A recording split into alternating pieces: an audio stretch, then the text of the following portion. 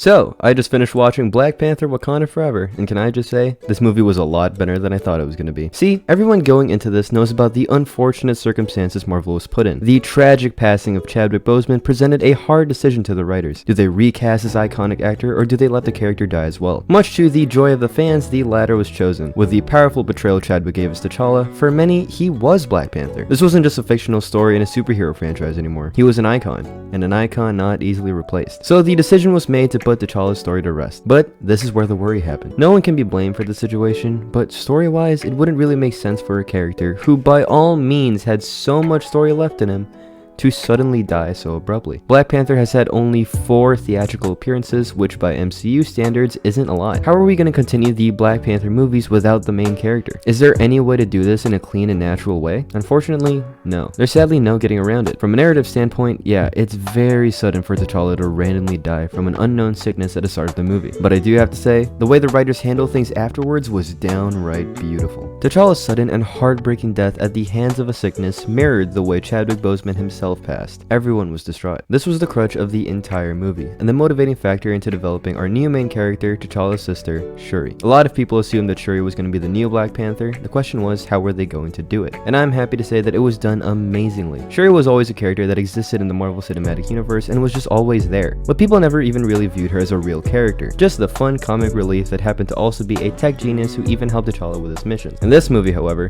they fully worked to show that she is indeed the main character now. Shuri was trying to work on a cure to save T'Challa from his sickness, but she couldn't do it. Naturally, she blames herself for this. She's considered a prodigy for her age, but that's what eats her up. Later on in the movie, she says that if she was given these gifts by her ancestors, then why couldn't she help her brother? Following his death, we learn that Shuri has been drowning herself in her tech work to try and keep herself busy. Her mom tries to get Shuri to participate in the anniversary of her brother's death by doing a kind of ritual where they burn a cloth and think about the memories they had with T'Challa for a few minutes, in hopes of moving on. But Shuri doesn't want to do this. She says that if she thinks about her brother for too long, her anger will get the better of her and she'll want to take it out on the world. See the world burn. And this is where the antagonist of the movie literally shows up, Namor. Now, Namor by himself I think is a decent villain. His mom died when he was young, and when he tried to bury her in the surface world, he saw slavery and now doesn't think surface people are good people. Pretty standard stuff, but I think what does make him good is the parallel he has to Shuri and the dynamic it creates between them. He wants to wage war on the people, see it burn, which is exactly what Shuri said she wanted. Both characters, opposite sides, brought together by a common interest. The writers put so much thought and care into Shuri's arc that it's simply hard to hate. Another point of this movie is the amazing performances by the actors. The most standout performance in my opinion was Angela Bassett as Ramonda, Shuri's mom. She has a scene where she talks about how she's lost everything. Her husband, her son, and now her daughter's missing. My mouth actively dropped because of how raw the emotion was. This also just looked like a high budget movie. They upped their A game with the visual effects because wow, everything looked amazing. They played with ocean and water people. That would take a lot of work, and it shows that they did. There was so much directorial style going on, more than a lot of the other MCU projects I'd say. There was this one scene where Namor was doing wall jumps in the air while flying, which looked so damn smooth. The framing and cinematography was clearly given thought because there are some shots in this that were genuinely impressive. Another thing that popped off was the music. Oh my god, the songs and scores they used fit every scene that they were used in. Setting the atmosphere is so important when it comes to the immersion, and this movie nailed that. Speaking of atmosphere, you don't really hear this a lot in the genre, but I think this movie did a really good job with world building. This is the first movie in the cinematic universe that really made me think about the different nations present and how they act and react towards each other. Even though the Captain America movies had semblances of that, they still felt like a one-man Captain America story, while this truly felt like a Wakanda story. Not saying one's better than the other, I just think it's cool they did that. From here on out, I'm going to delve a little more into the full story, so here's your spoiler warning. I'm serious, go see the movie first.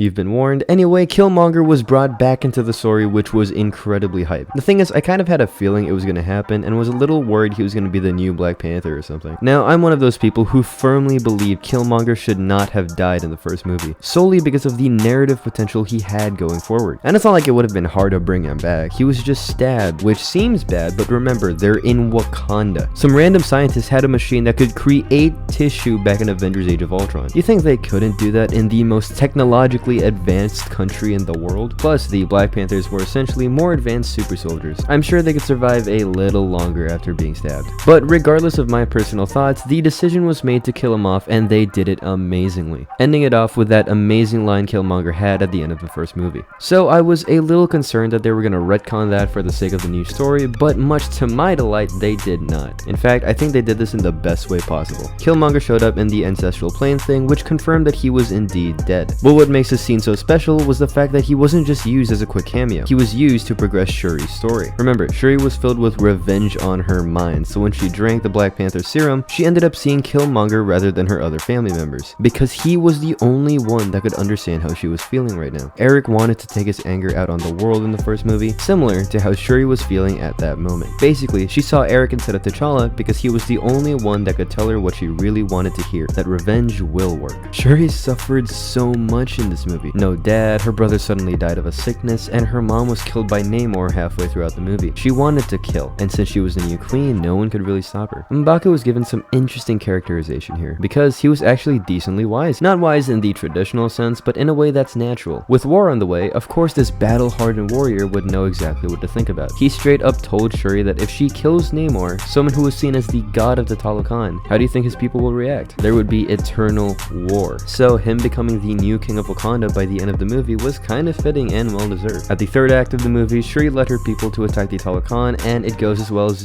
actually things were going well for a while. Despite the fact that they fought them in the ocean where they have home turf advantage, they were actually doing really well. But it only took a while before the Wakandans were overrun, and a lot of them started fully dying, showing that this was further proof of revenge not being that good of an idea. People are getting hurt because of it. Shuri attacks Namor, and she actually beats him. And this is where her arc comes to a close, because now she's given a choice. Choose revenge and kill Namor, like Killmonger would, or choose remorse and mercy, like her brother would. The paths of the two Black Panthers before her. As you might expect, she chooses to follow T'Challa's path and shows Namor mercy. I find it kind of interesting that the two good movies of Phase 4, No Way Home and this, give similar character arcs for their main characters. Give them tragic loss, they seek revenge, but don't end up going through with it by the end. Just some food for thought. Possibly my favorite aspect of this movie was the dialogue. A lot of people have said this, but this was a slow burn type of movie, which I kind of loved. Characters were given time to talk about their feelings and show just how hurt they were. The dialogue was so mature, and I'm glad that it was, because this movie specifically needed that. I've said a lot of good things about this movie, but I just can't say it's perfect. I have to say that there were two storylines that weren't all that necessary here. The Ross storyline and the Ironheart storyline. The Ross storyline was basically him trying to cover for Wakanda because the US government thinks it was Wakanda who attacked the US ship at the beginning of the movie, when it was actually the Talokan. Sure, it's realistic, but oh my god, they put so much time into that. It really took away from the main plot. Next is the Ironheart stuff. I know a lot of people have strong feelings on her, but I'll be nice first. I like the level of levity we got from her. She brought such nice energy to a movie that's filled with a lot of sadness. She provided a nice break. She also had really fun dynamics with both Shuri and Okoye. I guess.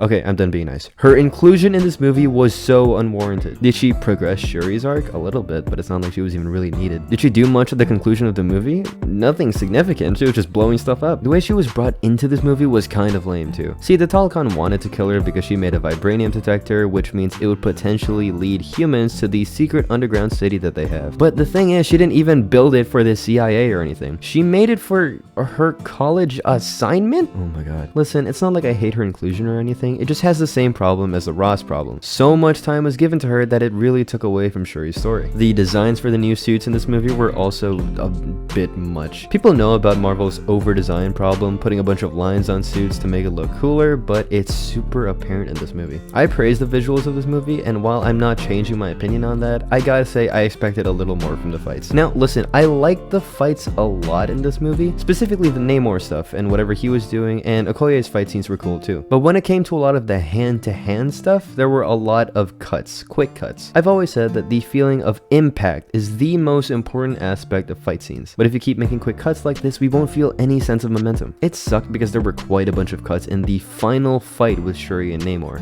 Oh well. Overall, I do think this movie was a success. It accomplished the main goal of bringing Shuri forward as the new Black Panther and main character, and it accomplished it greatly. It's a shame Chadwick couldn't be here to continue his character story, but we'll always cherish the time he did give us. best. He was a true inspiration to a lot of people out there, and his memory will forever live on. To the late Chadwick Boseman, may you rest in peace, and thank you so much for everything. Black Panther Wakanda Forever was doomed to fail, but clearly it didn't. It's not a perfect movie, but I think it's a great movie to close out Phase 4 of the MCU.